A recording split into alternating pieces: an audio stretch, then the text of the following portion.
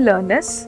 in this video and the subsequent videos, we will be looking at the various approaches that the tribunal takes in order to answer the question if the regulatory measure amounts to expropriation. So in this video particularly, we will be looking at the sole effects approach or sole effects doctrine that the tribunal sometimes employ in order to answer the question if the regulatory measure results in expropriation. So it is believed that Rudolf Dalzer and Felix Bloch have coined the phrase sole effect, and under this doctrine, if the effect of the regulatory measure is substantial on the foreign investment and lasts for a significant period of time, then the tribunal may find that there is expropriation and may also hold that the investor is entitled to compensation.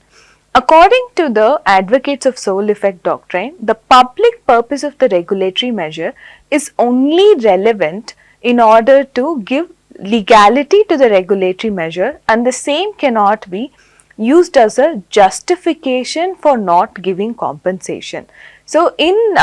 this approach under the sole effect doctrine, generally only the duration and intensity of the regulatory measure is taken into account in the context of the substantial or significant deprivation that it results on the foreign investment. What we see here is the tribunal sometimes may not explicitly say that they are undertaking the approach of sole effect doctrine, but if we look at the weightage given by the tribunal to various factors that they have considered while deciding the question of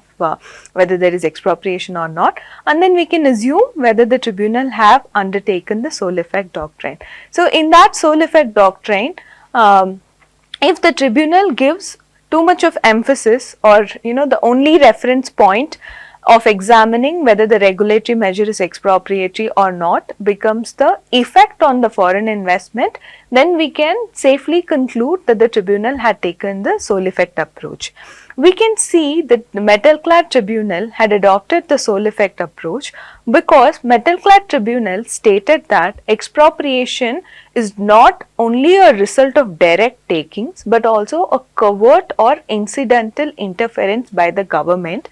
wherein such an interference results in the lack of the whole or in the lack of significant part of the use or reasonably to be expected economic benefit of the investment.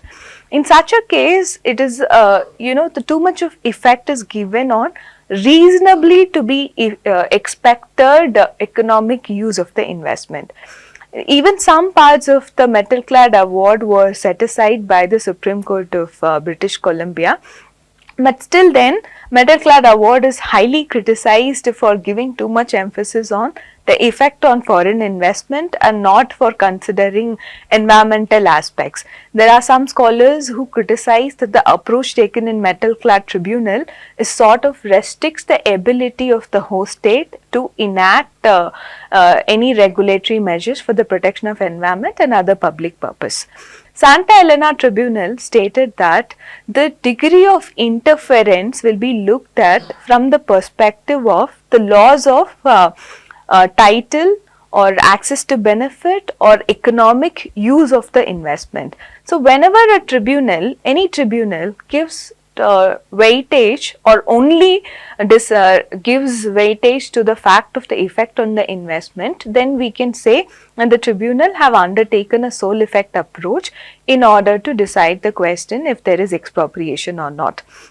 So in this approach, we do see that the degree of the level of governmental interference is taken into consideration. So what do we mean by level of governmental interference? To what extent the regulatory measure has interfered with the property, and depending on that level of interference, then the tribunal may decide the question that there is expropriation. If the level of interference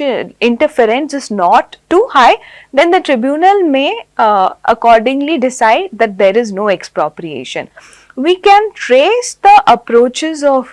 the tribunal undertaking sole effect doctrine to decide the questions of expropriation way back to Iran-US Claims Tribunal. So, in the next video, we can look at some of the decided cases by Iran-US Claims Tribunal and how the sole effect doctrine was applied in those cases.